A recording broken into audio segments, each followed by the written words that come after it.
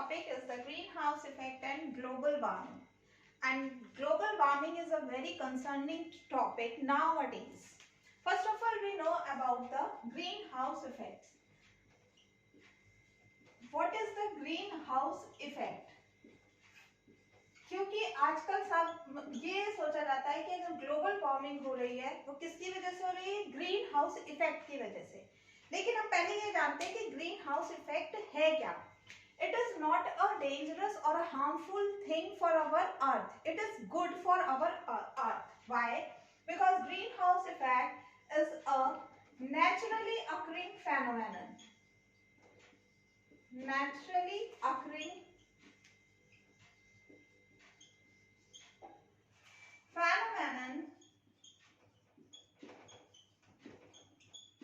that blankets, यानी कि एक शील्ड की तरह है हमारी अर्थ सरफेस पे, that blankets the earth's lower atmosphere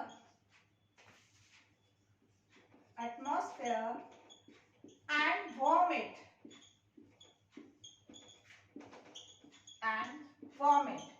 यानी कि एक ब्लैंकेट की तरह है जो हमारी अर्थ को वार्म रखने में हेल्प करता है एंड मेंटेनिंग द टेम्परेचर, और पृथ्वी के तापमान को मेंटेन करता है and maintaining the temperature of the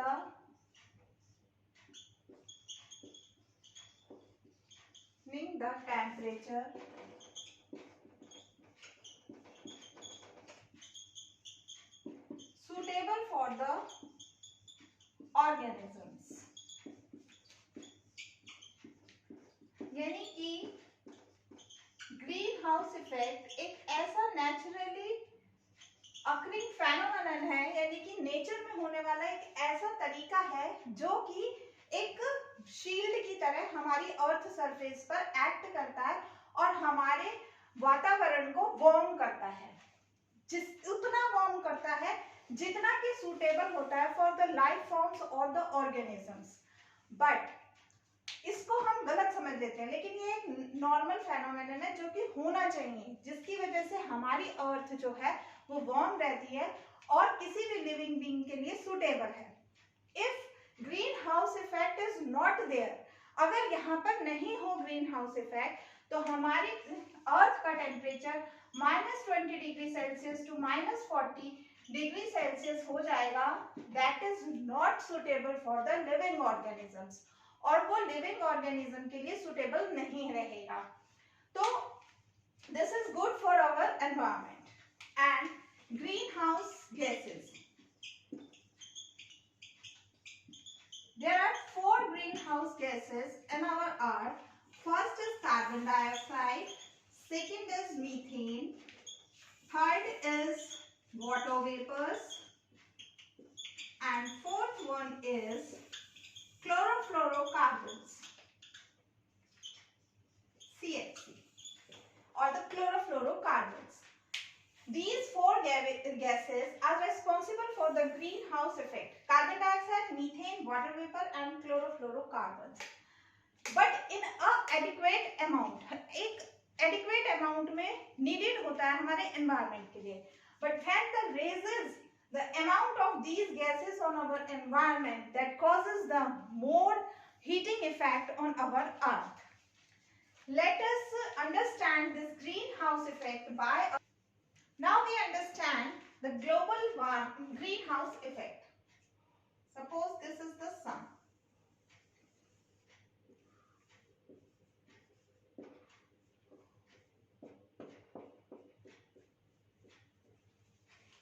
And this is our earth.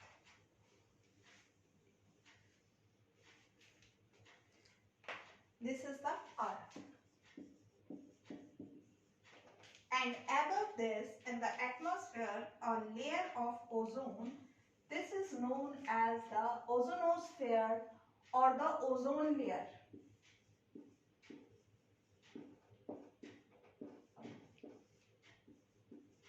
Ozone layer.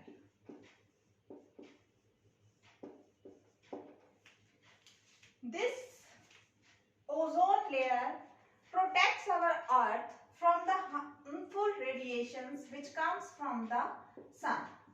Lots of radiations comes from the sun to our earth, but most of the harmful radiation is reflected back with this ozone layer.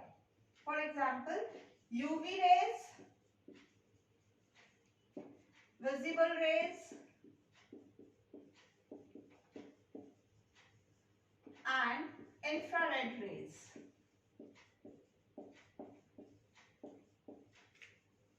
Only the good rays can enter in our environment.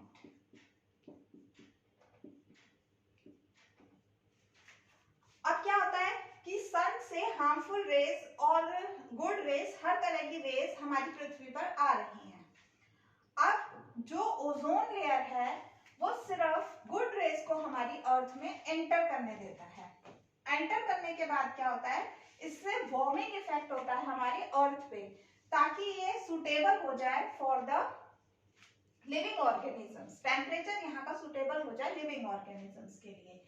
अब यहाँ पर ये heating effect करके again जो ज्यादा आ जाती हैं वो रिवर्ट बैक हो जाती हैं इन द एटमॉस्फेयर, यानी कि वापस चली जाती हैं, reverted in the atmosphere,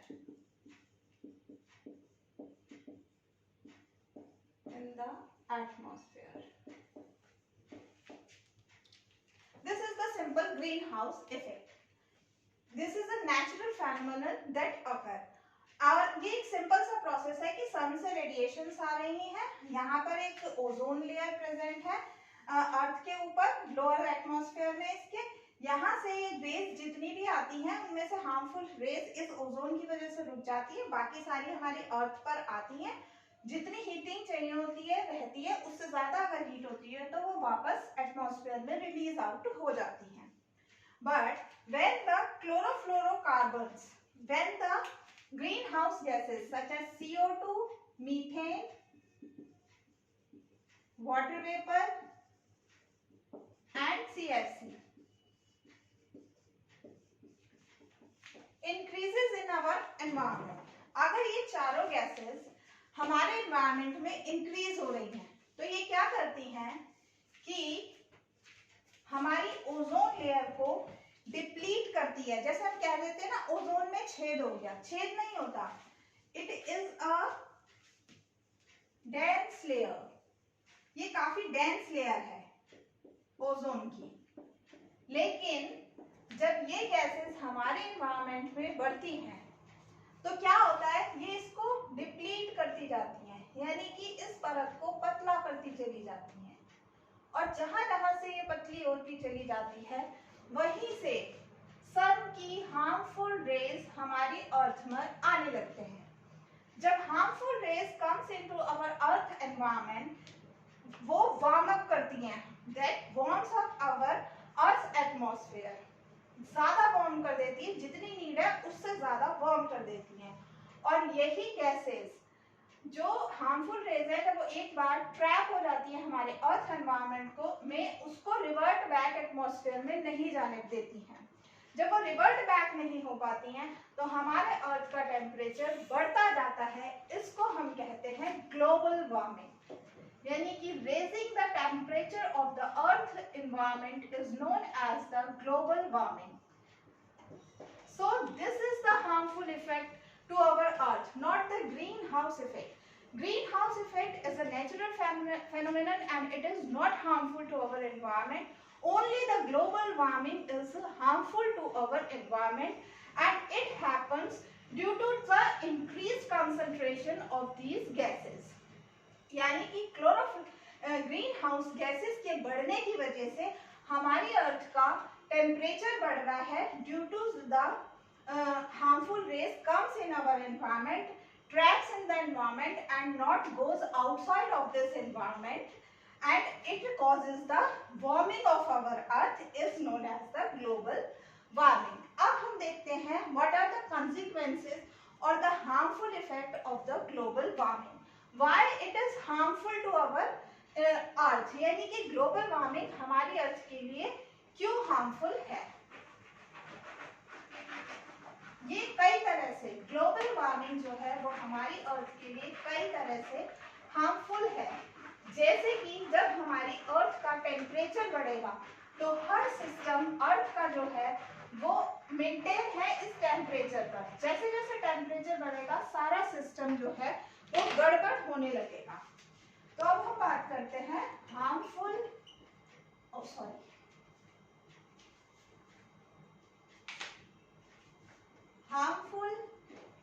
effects of global warming.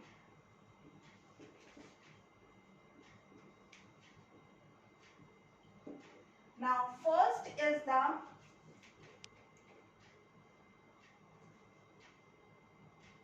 melting of the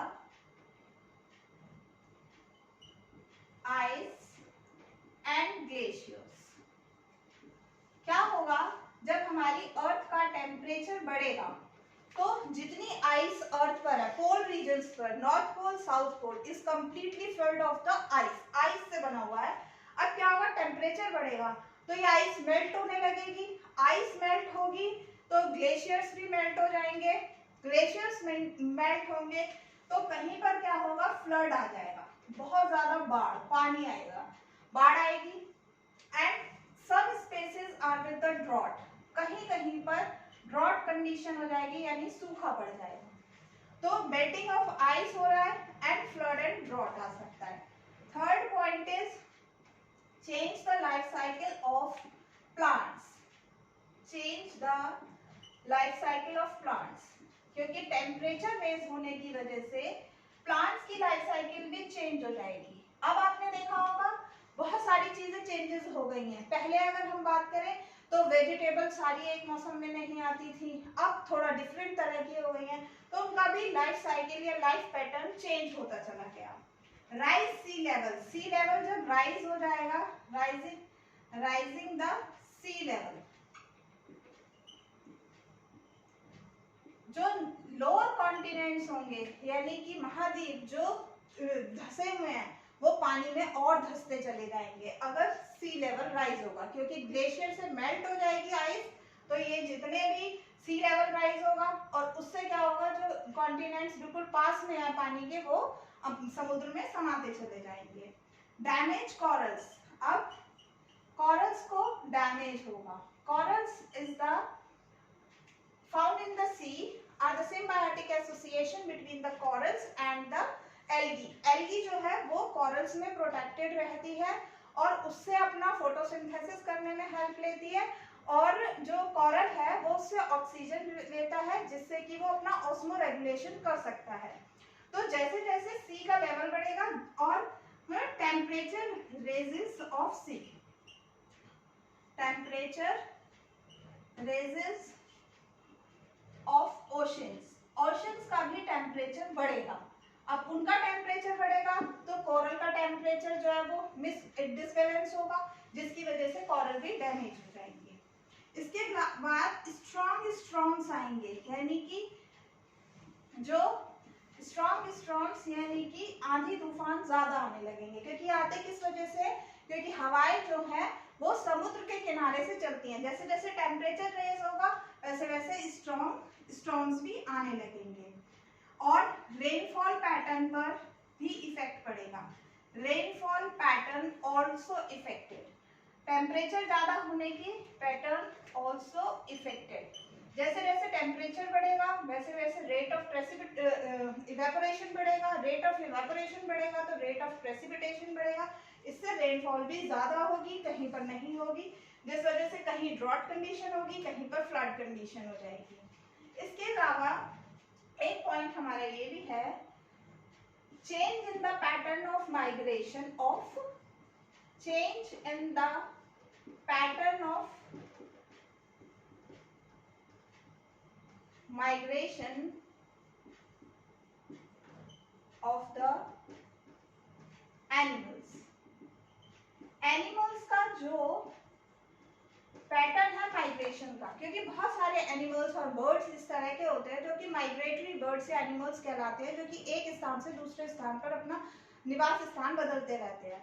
लेकिन वो क्यों चेंज हो जाएगा, क्योंकि टेम्परेचर चेंज हो रहा है, अर्थ का टेम्परेचर कहीं कम, अब जो जानवर हमें घास वाले मैदानों में मिल जाते थे वो अब थोड़े से पहाड़ी क्षेत्रों में मिल रहे हैं, क्योंकि वहां का टेम्परेचर इतना बढ़ गया कि उनका माइग्रेशन का पैटर्न ही चेंज हो गया, तो इनके माइग्रेशन के पैटर्न में चेंज आने लगेगा। और इसके अलावा हीट रेडिएशंस होंगी, हीट रेडिएशंस और waves increases on the earth, increases on the earth, अर्थ पर, on the earth, अर्थ पर हीट वेव्स बढ़ जाएंगी, यानी कि जो हीट है वो बढ़ जाएगी, उसकी वजह से जो ह्यूमन बींग्स हैं उसको भी प्रॉब्लम हो रही है इस time.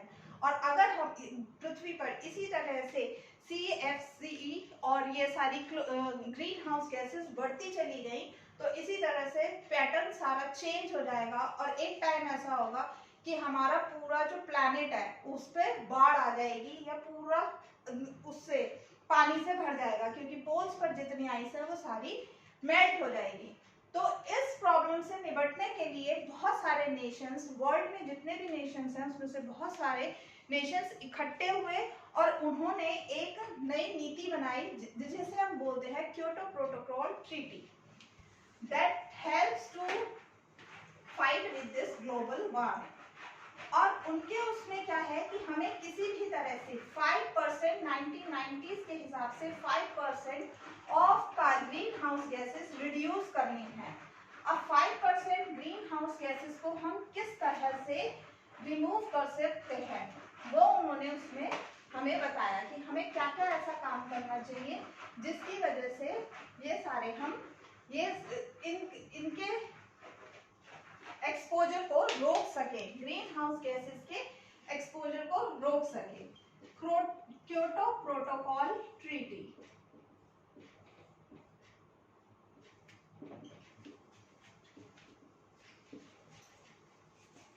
First is the planting more number of trees, ज्यादा से ज्यादा पेड़ लगाए जाए, मोर नंबर ऑफ ट्रीज, ज्यादा से ज्यादा पेड़ लगाए जाएंगे, उससे क्या होगा, ऑक्सीजन बढ़ेगी, कार्बन डाइऑक्साइड घट जाएगी। दूसरा, रिड्यूस द वेस्ट प्रोडक्शन,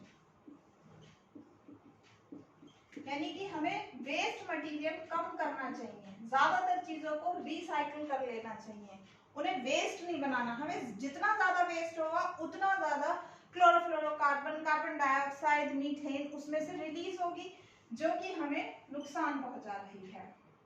और एनर्जी एफिशिएंट अप्लायंसेस यूज करने चाहिए, energy efficient appliances should be used,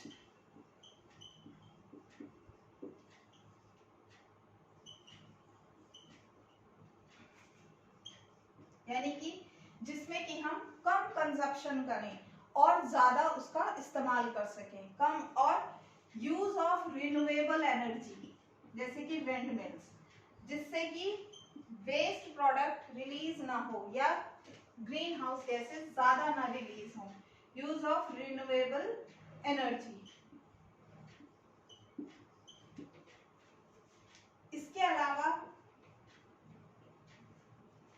अपनी हैबिट्स में चेंज करके, change in living habits,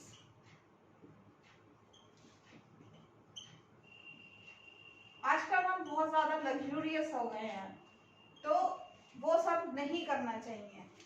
and reduce the emission of the, reduce the emission of the greenhouse gases, greenhouse gases, जैसे कि factories जो हैं उसमें बड़ी चिमनियां लगाई जाएं या वहां पर इस तरह का मटेरियल यूज करा जाए जो कि रिन्यूएबल हो और केमिकल्स का कम इस्तेमाल किया जाए। अगर इन सब तरह से हम ग्रीन हाउस गैसेस की रिलीज को रोक पाएंगे, अगर ग्रीन हाउस गैसेस कम होंगी तो हमारी जो अर्थ है वो अपने आप कूल डाउन होने लगेगी और एक नॉर्मल टेम्परेचर पर आ जाएगी। That's all.